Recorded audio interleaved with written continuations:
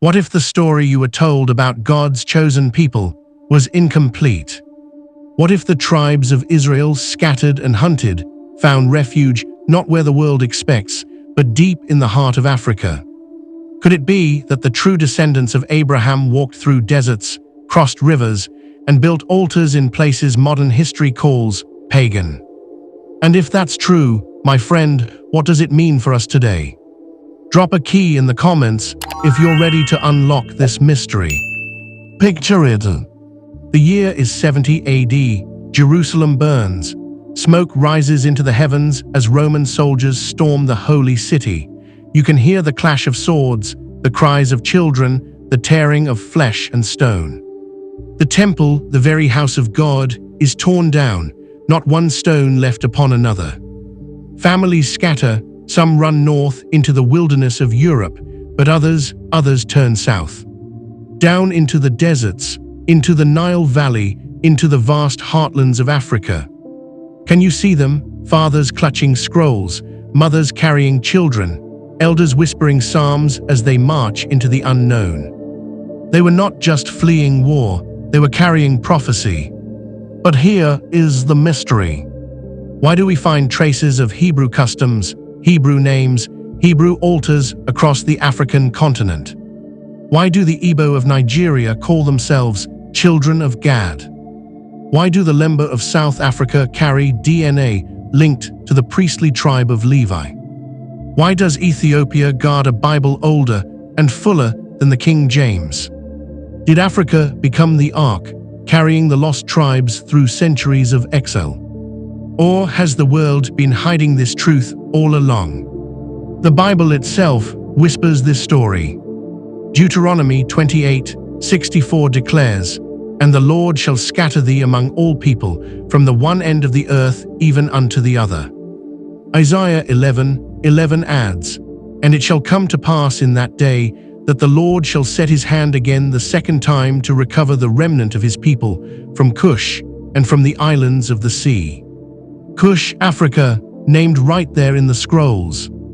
And history confirms it. Ethiopia, the first nation to accept Christianity officially, guarded texts Rome rejected. Enoch, Jubilees, the ascension of Isaiah. In Mali, scholars preserved Hebrew-Arabic manuscripts in Timbuktu's hidden libraries. In Zimbabwe, the Lemba claim their fathers once carried the Ark of the Covenant itself. Coincidence or prophecy fulfilled? Imagine the struggle. An Israelite family fleeing Rome's sword reaches the deserts of Egypt. The heat burns, the sand blinds, the Nile becomes their lifeline. Generations later, their descendants settle in West Africa. They plant crops, they sing psalms, they whisper the Shema by firelight. But the world calls them tribes, nations, pagans, forgotten. Until one day, ships arrive, iron chains rattle, drums of sorrow beat. And millions are taken from those very coasts, across the seas. Can you hear it? Deuteronomy 28:68, "And the Lord shall bring thee into Egypt again with ships." Bondmen, bondwomen. This was not just history, this was prophecy. The mystery now becomes clear. Africa did not adopt Israelite customs. Africa preserved Israelite bloodlines. From the Igbo who trace to Gad, to the Ashanti who speak of priestly lineages, to the Ethiopian Ark said to dwell in Axum, Africa became the vessel of remembrance. And when the slave trade tore families apart, it was not random Africans who were taken. It was prophecy pulling the children of Israel into a new Egypt, the Americas. My friend, this is why the Bible was forbidden to slaves, why reading scripture was punishable by death.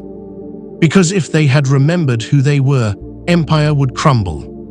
And now, today, the bones are rattling again. Ezekiel 37:10 says, "So I prophesied, and breath came into them, and they lived, and stood up upon their feet, an exceeding great army." The forgotten ones are remembering. The scattered are awakening. The chosen are rising. And the question is not just about them, it is about you. If your ancestors carried psalms through deserts, If your forefathers were chained in prophecy, then your identity is not accident, it is destiny. What chains still bind you? What Egypt still holds you captive? And what if the God who remembered Israel in Africa wants to remember you today? If you believe the lost tribes are awakening, type "awake" in the comments below. Fire. And don't forget, subscribe. What was hidden in Axum, in Timbuktu, in the coasts of West Africa, is about to shake the world. What if the very places the world calls forgotten are the very places God remembers? What if the key to Israel's awakening in the last days does not lie in Rome or Europe or even modern Jerusalem, but deep in the rivers, mountains, and deserts of Africa? Could it be that Africa, ridiculed, enslaved, despised, carries the prophetic seed that will shake the nations? Drop a globe showing Europe, Africa in the comments if you're ready to see how prophecy hidden in Africa is now unfolding before our very eyes.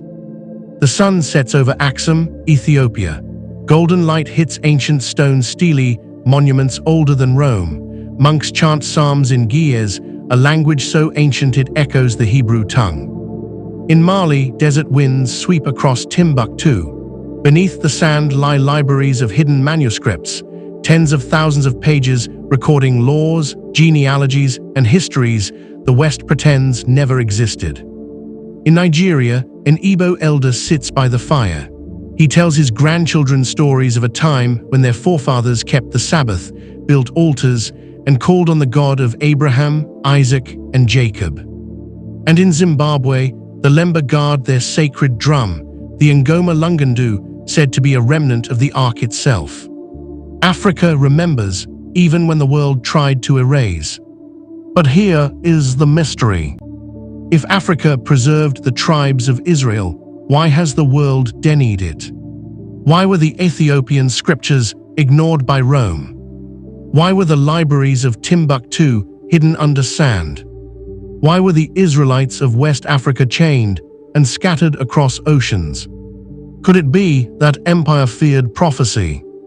That if the world knew where Israel truly was, the foundation of power itself would collapse? The Bible speaks of this. Psalm 68:31 declares, "Princes shall come out of Egypt, Ethiopia shall soon stretch out her hands unto God." Zephaniah 3:10 adds, "From beyond the rivers of Cush my suppliants, even the daughter of my dispersed, shall bring mine offering." Isaiah 18 describes a people scattered and peeled, a phrase many scholars connect to the very nations of Africa. History aligns. The Council of Nicaea, 325 AD, removed books that remained in the Ethiopian canon. The slave trade targeted the exact regions where Israelites had migrated: Igbo, Ashanti, Yoruba. The very DNA of the Lemba priests matches the koinom of Israel. Coincidence or God's fingerprints across time? Imagine the pain of erasure. A child in America whipped for learning to read. His master fears the book, because if the child reads, he may find Deuteronomy 28. He may see the curses that match his chains. A tribe in Nigeria told by colonizers, "Your customs are heathen," but they remember circumcision on the 8th day. They remember sacrifices like their fathers. They remember names, Avraham, Moshe, Eliyahu, hidden in their tongue. A monk in Ethiopia, guarding a scroll in a monastery, whispering, "If the world knew, they would come to destroy it." The tension rises like thunder. What the world calls lost, God calls preserved. And here is the revelation. Africa did not just preserve Israel's tribes for history. Africa preserved them for prophecy. Isaiah 11:11 says, "And it shall come to pass in that day that the Lord shall set his hand again the second time to recover the remnant of his people from Assyria and from Egypt and from Cush." A second time, not the Exodus, not Babylon, another gathering from Cush, from Africa. This is the key. The awakening of the Black Israelites in Africa, in the Americas, across the world, is not just history rediscovered. It is prophecy being fulfilled before your eyes. The dry bones of Ezekiel 37 are rising. The exiles of Africa are remembering, and when they stand, the nations will tremble. But what does this mean for you? It means your identity is not an accident. Your struggles are not random. Your history, no matter how broken, is part of God's prophecy. If your ancestors were chained in ships, it was not just oppression, it was scripture unfolding. If your people were called cursed, despised, or forgotten, remember, the stone the builders rejected became the cornerstone. And if Africa was mocked as wilderness, remember, out of Africa shall come the offering to God. Do not forget who you are. Do not despise where you come from. And do not believe the lies empire has written over your name. Because when God restores his people, no empire, no chain, no lie can stand. If you believe God is awakening his people in these last days, type "Awake, O Israel" in the comments below. Globe showing Europe, Africa. And don't stop here. Subscribe now, because the next mystery will shake you even deeper. How empire, religion, and art conspired to whitewash the face of holiness, and what happens when the world finally sees his true image. This story is not over, it is only beginning.